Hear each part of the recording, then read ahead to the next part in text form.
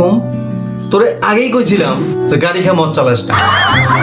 সিকন আলী মানিক ভাইরে আগেই কইছিল যে মানিক তুমি ভাই এই সুন্দরী রূপবতী গুণবতী তোমার এই বউকে এফডিসির মধ্যে ঢোকায় না, তাহলে তোমার ওই বউ কিন্তু উড়াল দিয়ে চলে যাবে। কিন্তু মানিক ভাইয়া তুমি সেটা শোনো নাই, তুমি হচ্ছে বিশ্বাসে অটল ছিলে তার প্রতি, রিমুর প্রতি। চলে গেছে গা, এখন তো তোমার ডিভোর্স দিয়ে চলে গেছে। এখন তুমি যারা জিরো থেকে হিরো বানাইছো সেই তোমারে হিরো থেকে জিরো বানাই দিয়ে চলে গেছে গা। দেখছো তুমি অতি বিশ্বাসে কি হয়? অতি বিশ্বাস তো করা যাবে না। আর তুমি ভাই তাকে যেভাবে তৈরি করছো, হ্যাঁ যেভাবে তুমি তৈরি করছো এটা আসলে এই সংসার টেকার কথা না। তুমি যেভাবে তাকে তৈরি করছো এটা আসলে সংসার টেকার কথা না। এই সংসার কখনো টিকতে পারে না, এটা প্রত্যেকটা মানুষই বলছে যে না এই সংসার কিভাবে টিকে। তুমি যেভাবে ভিডিও করছো, যেভাবে তারে হচ্ছে পোশাক আশাক পরাইছো, যেভাবে এই হচ্ছে কি বলে মেকআপ টেকআপ করাই দিছো, হ্যাঁ আর হচ্ছে ওই মানিক ভাই কিন্তু ভালো একটা মেকআপ আর্টিস্ট, আপনারা কিন্তু জানেন না অনেকেই।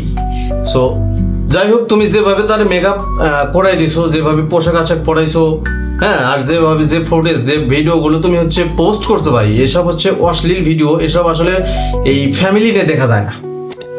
তোমাদের এই ভিডিওগুলো আসলে ফ্যামিলি নিয়ে দেখার অপশন নেই। সো এই জিনিসটা কিন্তু খুব খারাপ করছো তোমরা। তুমি হচ্ছে টাকার লোভে, তুমি হচ্ছে টাকার জন্য তোমার বউরে সুন্দর করে সাজায় গোছে আরেকজনের হাতে তুলে দিছো। বিষয়টা হচ্ছে এইরকম।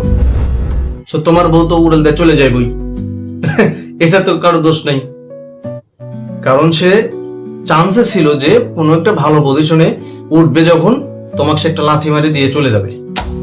উঠে গেছে, তুমি তাকে তুলে দিছো, তুমি তো বিশ্বাস করছিলা, এটা তোমার ভালো দিক, তুমি তাকে বিশ্বাস করছিলা, কিন্তু সে তোমার বিশ্বাস রাখতে পারেনি, এটা তার খারাপ দিক।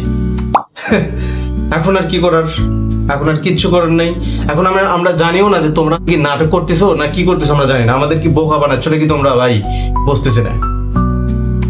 সো তোমাদের এই নাটক কীর্তন লীলা খেলা বোঝা বড় কঠিন।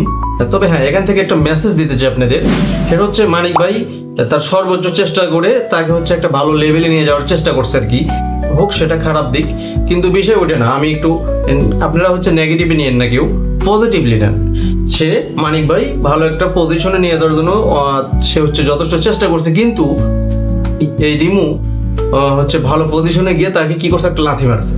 এটা হচ্ছে রিমুর হচ্ছে একটা খারাপ দিক ধরা চলে।